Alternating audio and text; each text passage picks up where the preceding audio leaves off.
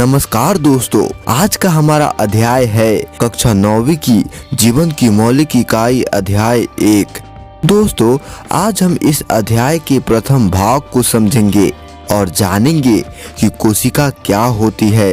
इसके बाद हम समझेंगे कि कोशिका की खोज किसने की थी और साथ ही प्रतियोगी परीक्षाओं में पूछे गए इस विषय से संबंधित तथ्य को भी समझेंगे।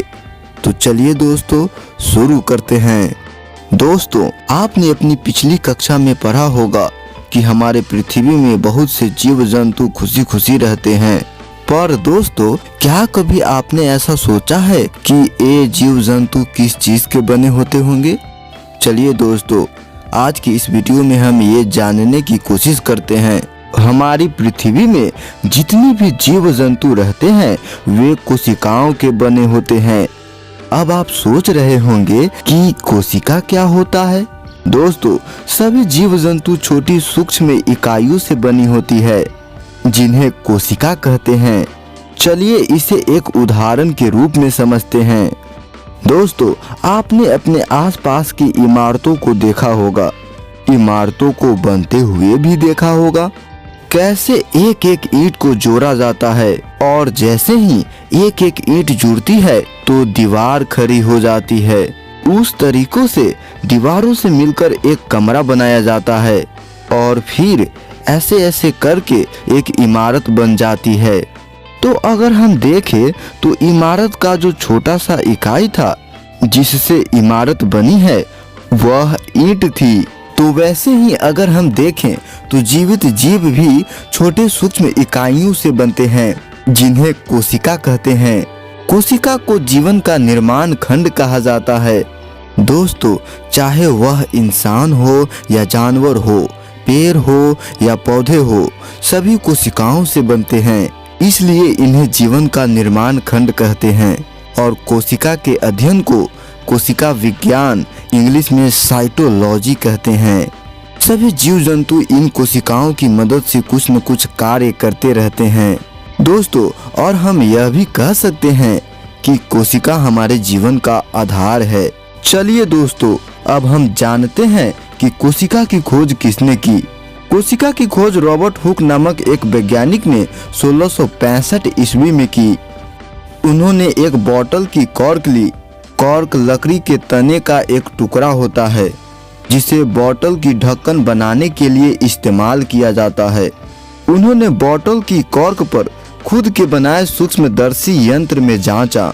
दोस्तों, अब आप ये सोच रहे होंगे कि सूक्ष्मदर्शी क्या होता है।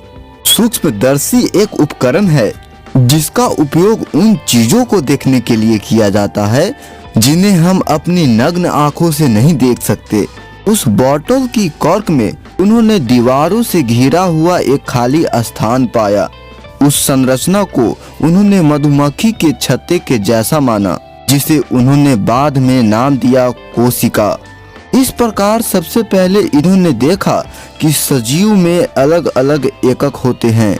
इन एककों का वर्णन करने के लिए जीव विज्ञान में कोशिका शब्द का उपयोग आज तक किया जाता है। चलिए दोस्तों, अब हम एक उदाहरण देखते हैं। प्याज का एक छिलका लें और उसमें आयोडीन डाल दें और फिर उसे सूक्ष्मदर्शी के नीचे रखकर जांचें। उसके बाद आपको क्या देखने को मिलता है? जब हम उसे सूक्ष्मदर्शी के नीचे जांचेंगे तो हमें दीवारों से घिरी हुई बहुत बड़ी संरचना दिखाई देगी।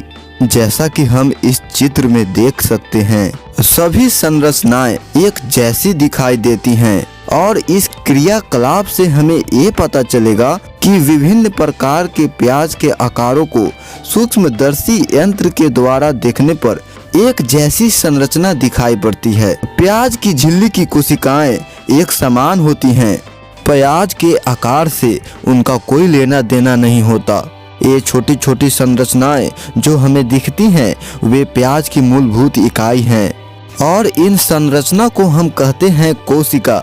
इस प्रकार न केवल प्याज बल्कि जितने भी जीव जंतु हम अपने आसपास देखते हैं वे सभी कोशिकाओं के बने होते हैं। कोशिका सभी जीवों के शरीर की संरचनात्मक एवं क्रियात्मक इकाई होती है। कोशिका कई आकारों में होती है। जो 1 माइक्रोमीटर से 100 माइक्रोमीटर तक होती है। उसके बाद मैथ्यूज स्लाइडेन और थियोडोर स्वान ने कोशिकाओं के सिद्धांत के बारे में बताया। स्लाइडेन ने ये बताया कि पौधे भी इन्हीं कोशिकाओं के बने होते हैं, जिन्हें पौधे कुषाण कहते हैं। और डॉक्टर स्वान ने भी ये बताया कि जंतु भी इन्हीं कोशिकाओं के बने होते हैं, जिन्हें हम जंतु कुषाण कहते हैं। दोस्तों, अब हम इस विषय से संबंधित प्रतियोगी परीक्षाओं में पूछे गए तथ्य को समझेंगे। दोस्तों, रॉबर्ट हुक ने 1665 ईस्वी में मृत कोशिका की खोज कॉर्क में की थी और उस कोशिका का नाम दिया था सेलुला। साथ ही दोस्तों, उन्होंने एक पुस्तक लिखी जिसका नाम था माइक्रोग्राफी, जिसमें कोशिका के सारे विवरण है। दोस्तों, जीवित कोशिका की खोज 1674 ईस्वी में एंटोनी वॉन लीवेनहॉक ने तालाब के पानी में की। इन्होंने उस कोशिका को जंतुक इंग्लिश एनिमल क्यूल नाम दिया। साथ ही दोस्तों, एंटोनी वॉन लीवेनहॉक ने जीवाणु की भी खोज की। दोस्तों, सेल नाम हर्टविग ने दिया, जिसका शाब्दिक अर्थ छोटा कमरा होता है। दोस्तों, कोशिका सिद्धांत 1938 और 1939 में स्लाइडेन एवं स्वान ने दी। इस सिद्धांत के अनुसार प्रत्येक सजीवों का शरीर कोशिका से मिलकर बना है, जिसमें केंद्रक और कोशिकांग पाए जाते हैं। अब हम स्लाइडेन एवं स्वान के कोशिका सिद्धांत के अपवाद को देखेंगे। विषाणु, जो अकोशिकीय जीव है, स्तनधारी की आरबीसी में केंद्रक नहीं पाया जाता। पादपों में फ्लोएम में चालनी नलिका में भी केंद्रक नहीं पाया जाता है। अब हम स्लाइडेन एवं स्वान के कोशिका सिद्धांत के कुछ कमी को देखेंगे। पहला सबसे बड़ी कमी है, नई कोशिका की उत्पत्ति कैसे होती है। इस प्रश्न का उत्तर स्लाइडेन एवं स्वान के पास नहीं था। दोस्तों, रुडोल्फ विर्चो ने 1855 ईस्वी में कोशिका विभाजन की खोज की। आधुनिक कोशिका सिद्धांत रुडोल्फ विर्चो ने 1858-59 में दिया। सबसे बड़ी कोशिका शुतुरमुर्ग का अंडा है।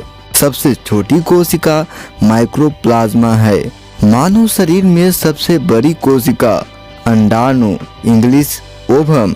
मानव शरीर में सबसे छोटी कोशिका शुक्राणु इंग्लिश स्पर्म।